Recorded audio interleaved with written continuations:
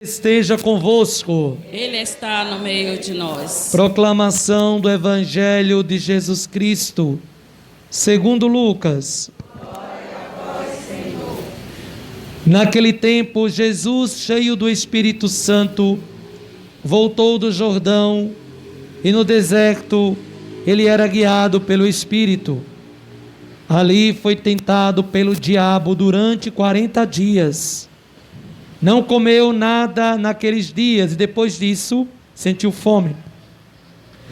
O diabo disse então a Jesus: se és filho de Deus, manda que esta pedra se mude em pão. Jesus respondeu: a Escritura diz: não só de pão vive o homem. O diabo levou Jesus para o alto, mostrou-lhe por um instante todos os reinos do mundo e lhe disse: eu te darei todo este poder e toda a sua glória, porque tudo isso foi entregue a mim, e posso dá-lo a quem eu quiser. Portanto, se te prostrares diante de mim em adoração, tudo isso será teu. Jesus respondeu: a Escritura diz: adorarás o Senhor teu Deus e só a Ele servirás.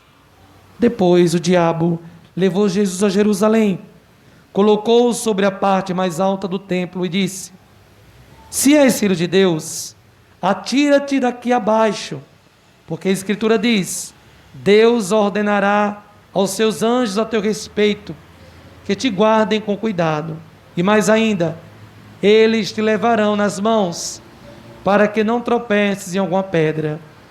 Jesus, porém, respondeu: a Escritura diz: não tentarás o Senhor teu Deus.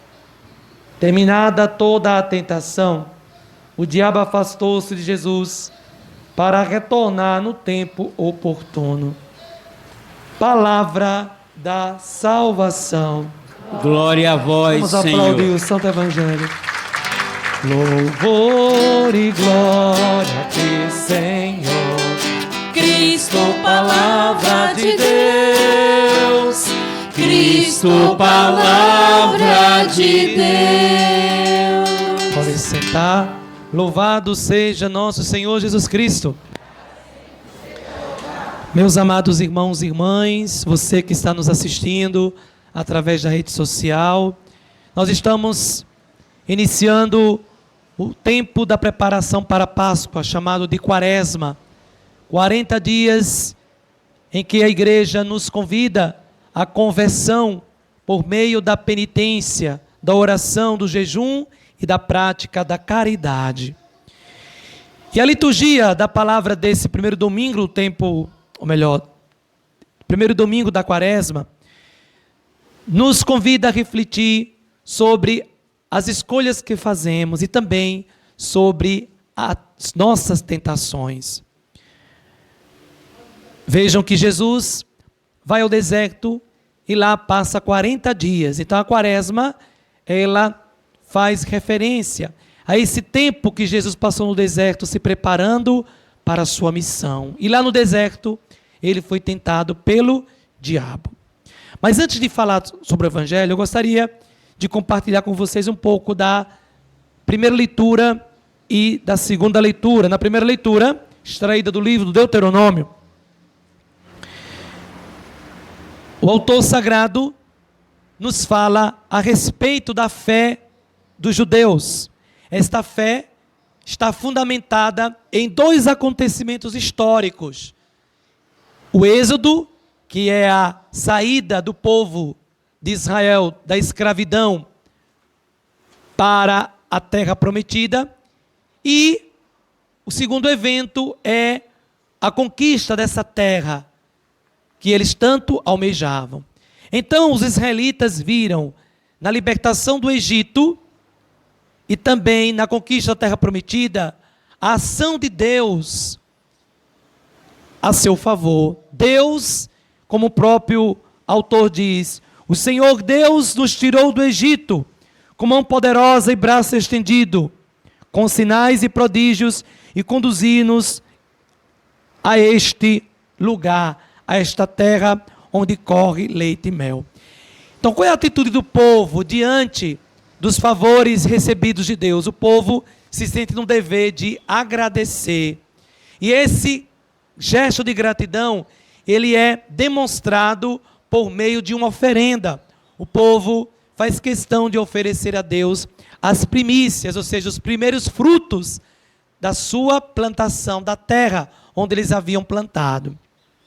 Fazendo uma analogia com esse texto com relação à nossa fé cristã, à nossa fé católica, diferentemente dos judeus, a nossa fé, ela está alicerçada num evento muito especial, na pessoa de Jesus. Ou seja, a nossa fé está fundamentada na pessoa do Filho de Deus, cuja morte e ressurreição trouxe não somente para Israel, mas também para toda a humanidade, a libertação do pecado, a salvação.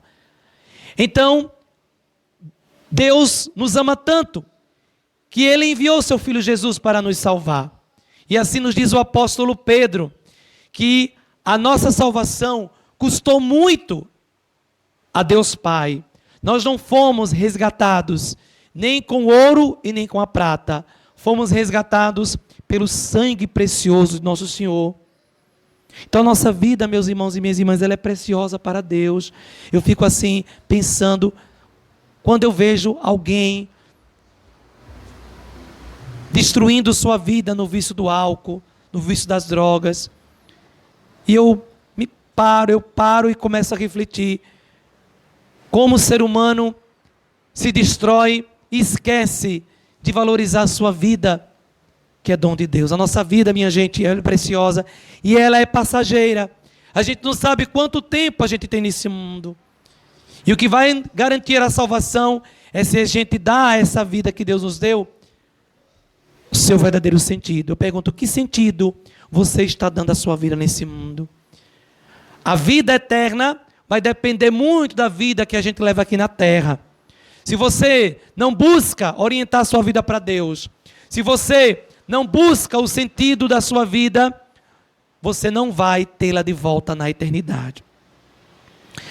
Então, valorizar a vida significa orientá-la para Deus. Quando a gente busca Deus, a gente percebe que nós estamos nesse mundo para cumprir uma missão. Quando a gente se volta para Deus, a gente percebe que nada nesse mundo acontece por acaso. Nem a dor, nem o sofrimento e nem a morte. Não existe acaso para quem tem fé. Existe sim a providência de Deus que zela por nós. Agora, quem não tem fé, vê as coisas num olhar negativo. Quem não tem fé, vê a morte e o sofrimento como um castigo. Mas quem tem fé, consegue vislumbrar, mesmo no sofrimento, na dor e na morte, a vitória, a ressurreição. Então vejam, meus irmãos e minhas irmãs, como é importante a gente ter essa consciência de que minha fé, ela está alicerçada na pessoa de Jesus, que morreu por mim, ressuscitou por mim e se encontra presente na minha vida, não somente quando eu celebro a Eucaristia. Às vezes as pessoas acham que Jesus só está presente quando eu estou na igreja. Não, Ele está presente na vida do cristão, que o testemunha, que procura amar, que procura fazer o bem. Aqui é um momento especial, onde a gente se alimenta da presença dEle, na Eucaristia e na palavra. Mas Jesus se encontra presente na vida de cada cristão que busca ser sal e luz para os outros. Então, qual é a nossa atitude diante da bondade de Deus de nos doar o seu Filho Jesus como nosso Salvador? Os judeus tiveram essa iniciativa de oferecer os frutos da terra, as primícias da sua colheita. E nós?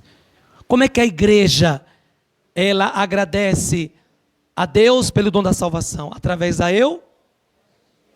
A Eucaristia, minha gente, é a maior ação de graças que nós podemos oferecer a Deus. A missa não é show. A missa é a celebração do sacrifício de Nosso Senhor. Quem quiser show, vá para o teatro, mas aqui não. Aqui a gente vem celebrar a paixão, morte e ressurreição de Cristo. Cristo, quando celebrou a última ceia, ele bateu palma? Foi com palma? Foi levantando os braços? Então é bom a gente entender o que é a Eucaristia, porque senão a gente celebra a missa de qualquer jeito. Tem gente que quer mudar a missa. Gente, a missa, ela não é minha, ela é da igreja. A liturgia não é minha, a liturgia é da igreja. Então a gente não pode cantar qualquer coisa, a gente não pode fazer qualquer coisa, porque a missa é a celebração do mistério pascal de Cristo. Não é a minha missa, a missa é de Cristo. Está vendo como é importante a gente tomar essa consciência? Então, qual deve ser a minha atitude ao celebrar a missa? Respeito, adoração. Quantas e quantas vezes a gente vem à missa com o coração fechado?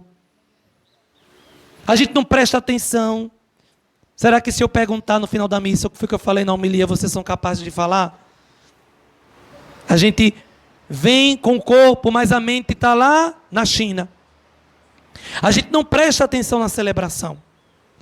Certa vez, uma pessoa saiu da missa, encontrou com outra, e a outra que não foi disse assim: você foi na missa? Fui. Ave Maria, o padre que celebrou hoje, padre bonito. Muito obrigado. Nossa, o padre falou tão bonito. E o que foi que o padre falou? Nossa, não lembro mais. Então, às vezes a gente vem na missa e não participa. A gente não assiste à missa, a gente participa. E mais, olha, quando a gente vem à missa, a gente se alimenta da palavra e da eu. Então, quem vem à missa e não comunga, não participou dela plenamente. Está vendo? E se a gente soubesse que maravilha é receber Nosso Senhor, gente. Por isso tem muito católico caindo no pecado. Tem muito católico afastado de Deus porque não comunga. Agora, a gente não pode receber Jesus de qualquer jeito. Por isso que existe um outro sacramento que nos prepara para receber Nosso Senhor. Que sacramento não é? Sacramento da penitência ou confissão. Então a gente tem que procurar agora na quaresma a confissão. O católico que não se confessa não é digno de comungar. E você nunca pode dizer: eu não me confesso, não tenho pecado, já pecou. Eu que sou padre tenho, quanto mais você. Todos nós somos pecadores, todos nós precisamos da misericórdia de Deus. E não foi o padre que instituiu a confissão, quem instituiu foi Cristo. Então, se você quiser ser católico, tome vergonha e viva os sacramentos. Se você não é casado, tome vergonha e se case. Porque a pessoa que não é casada não pode comungar. E quem não pode comungar está fora da comunhão da igreja, está vendo? Não se separa um sacramento do outro. Agora, existem situações, aqueles casais de segunda união, é diferente. Mas você que pode casar e não casa, e abre a boca para dizer que é católico, tome vergonha. Ou a gente se converte, ou não adianta a gente dizer que é cristão. Como é que a gente quer ir para o céu sem conversão? Tem muita gente que fala assim: a igreja precisa mudar. A igreja ou é você que precisa mudar? Ou a gente muda, ou a gente não vai para o céu, minha gente. Não podemos brincar de ser cristão, não podemos brincar com a nossa fé. A gente tem que levar a sério a nossa caminhada. E a quaresma é esse tempo propício para a gente mudar as coisas que precisam ser mudadas dentro de nós. Não adianta você querer que o outro mude. Comece a mudança a partir de você. Se você é uma pessoa má, uma pessoa antipática, uma pessoa invejosa, uma pessoa gananciosa, ambiciosa, mude seu coração. Comece a mudança por você. E você vai ver as pessoas ao seu redor mudar também. Então, a Eucaristia é o maior ato de ação de graças que nós podemos oferecer a Deus. Mas para poder participar desse momento, nós precisamos estar devidamente preparados. Assim diz o apóstolo Paulo: ninguém ouse se aproximar da comunhão e receber o corpo e o sangue de Cristo sem estar devidamente preparado. Porque quem comunga o Senhor indignamente, comunga a sua própria condenação. Não são palavras minhas, do apóstolo Paulo. Então, por isso que a gente precisa, todos os dias: Senhor, converte meu coração. Senhor, me ajude a ser uma pessoa melhor. Agora, como é que você vai ser uma pessoa melhor se você não busca Jesus na palavra e na Eucaristia? Na segunda leitura, o apóstolo Paulo, escrevendo aos Romanos, ele vai nos exortar dizendo: olha, a palavra de Deus está perto de ti, em tua boca e em teu coração. Basta que você acolha essa palavra. Quaresma é tempo para a gente acolher a palavra de Deus. Agora, como é que a palavra de Deus ela vai cair no meu coração se eu não leio ela todos os dias? Tem muito católico que só escuta a palavra de Deus na missa no final de semana. Não! Em vez de assistir televisão, por que você não se dedica seu tempo à oração? Se a televisão, se as novelas ensinassem coisa boa, só ensina porcaria, né?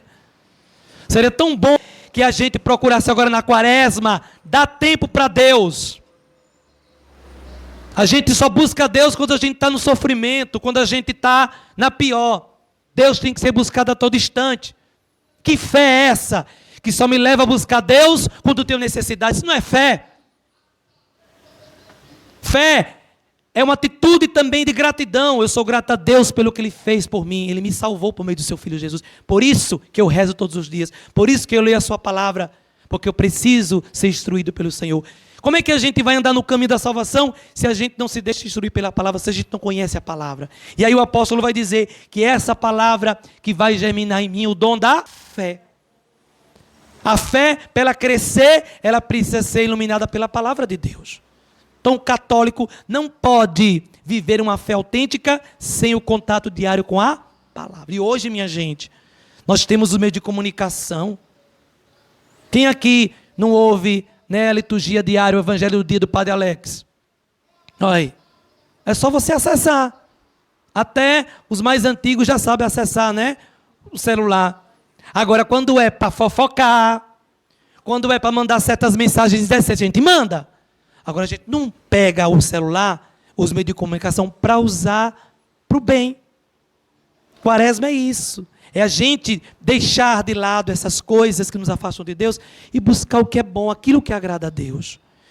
Então, quando a palavra de Deus ela é semeada no coração, ela gera fé. E essa fé, para ser autêntica, ela precisa ser, primeiramente, vivenciada e também celebrada. Veja o que nós estamos fazendo aqui, nós estamos celebrando a fé. Mas ela não para aqui, ela tem que ser colocada em... Vendo? Por isso que a Eucaristia é chamada de missa. Sabe por que é chamada de missa? Porque missa vem de missão. A nossa missão, ela não termina com o ide em paz que o Senhor vos acompanhe, não. A missa, ela continua no dia a dia. Então, quando você sai daqui da missa, olha a missão que você recebe. Compartilhar com os outros o que você experimentou na celebração. Começando por hoje, viu? Eu tenho certeza que muitas pessoas vão perguntar para você, o que foi que você ouviu hoje na missa? O que foi que você experimentou? E olha, o padre falou tanto que eu não entendi nada. Eu fui na missa, não senti nada. Para que veio? Melhor ter ficado em casa. E a gente não vamos brincar com as coisas de Deus. Deus não quer número. Deus quer qualidade. A igreja não está preocupada com multidões. A igreja está preocupada com pessoas comprometidas com Jesus. Então não vamos levar uma fé superficial. Vamos levar a sério a nossa fé. Vamos ser católicos de verdade. Aí você vai ver que vale a pena realmente ser cristão. E por fim, o evangelista Lucas, ao narrar as tentações de Jesus, ele nos mostra que Jesus, sendo o novo Adão, ele se submete às tentações de Satanás.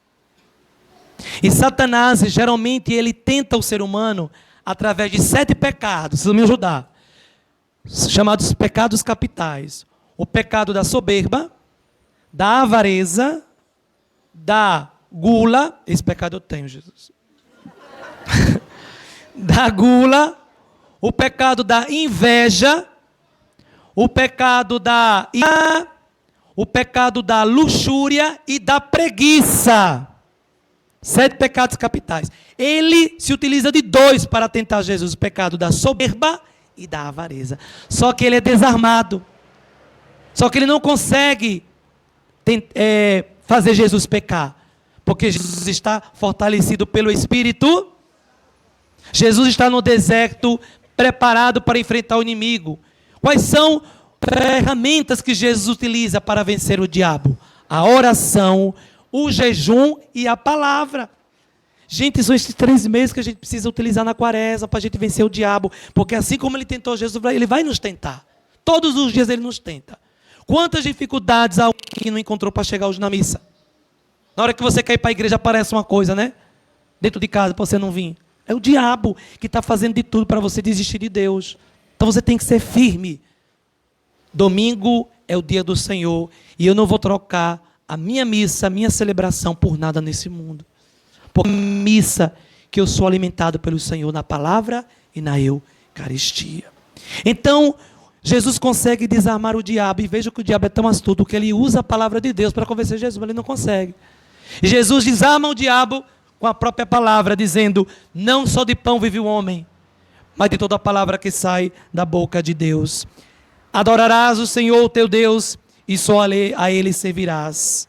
E Jesus conclui dizendo para o diabo: não tentarás o Senhor teu Deus. Meus irmãos e minhas irmãs, Quaresma também é tempo de deserto, onde nós somos também provados e tentados pelo diabo. E Jesus nos ensina a vencer o diabo por meio da oração, do jejum e da palavra. Se nós, de fato, usarmos esses meios, com certeza, nós seremos fortalecidos pelo Espírito Santo e venceremos as tentações do inimigo. Louvado seja nosso Senhor Jesus Cristo.